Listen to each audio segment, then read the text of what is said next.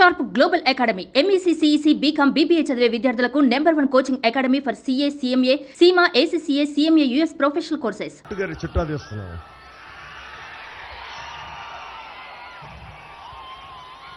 CM పొట్టు సత్యనారాయణ గారు 2014లో నా ఆఫీస్కి వచ్చి ఆయన నన్ను మీరు పొత్తులో ఉన్నారు కాబట్టి తెలుగుదేశం పార్టీ టికెట్ ఇప్పించమని కోరారు. కానీ ఆ రోజున పాపం మాణిక్యాలరావు గారికి దివంగతులైన మాణిక్యాలరావు గారికి వెళ్ళిపోయింది. మేబీ ఆ కోపం ఉందనుకుంటా ఆయనకి నా మీద, ఆయన టికెట్ ఇప్పించలేదని కక్ష కట్టేశారు.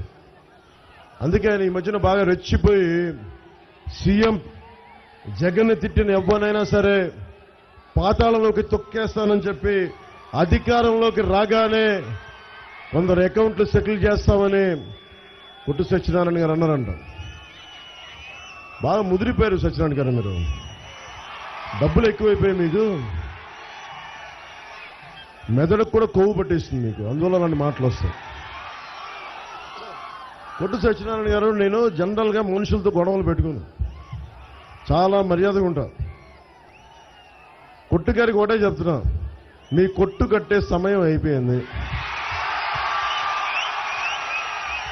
తాడేపల్లిగూడెంలో మనకి కొట్టు సత్యనారాయణ గారి కొట్టు, జగన్ గారి అవినీతి కోట రెండు పోతాయి ఈ ఎన్నికల్లో. బోలిశెట్టి గారంటే నాకు చాలా ఇష్టం.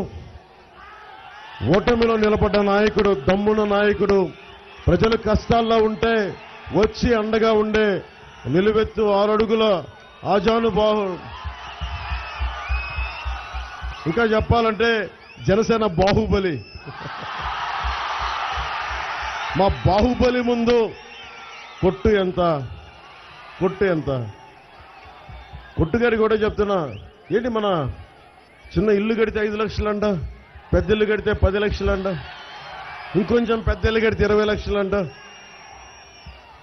సో కే ట్యాక్స్ ఎక్కువైపోయిందంటే తాడేపల్లిగూడెంలో వ్యాపారస్తులు ఎక్కువ, GST కట్టాలి, ఇన్కమ్ ట్యాక్స్ కట్టాలి, సర్వీస్ ట్యాక్స్ కట్టాలి, కే ట్యాక్స్ కూడా కట్టాలంటే ఎక్కడ కడతాం?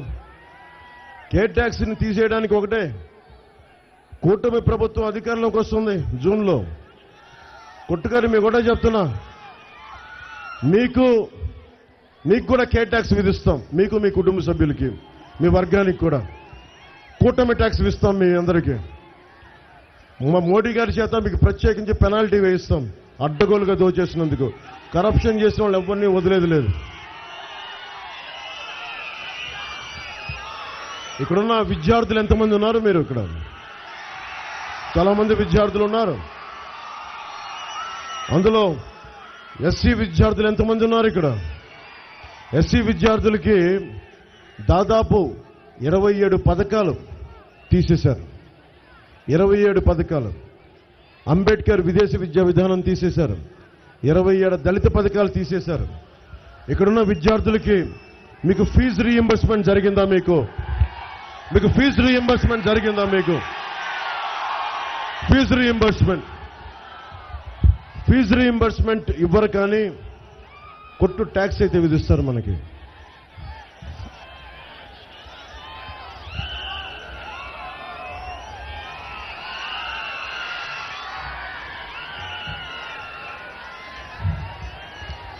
కొట్టుగారి అవినీతి ఏ స్థాయికి వెళ్ళిపోయిందంటే శారదా లైబ్రరీ భూములు కొట్టేయడానికి కూడా కుట్రపన్నారు.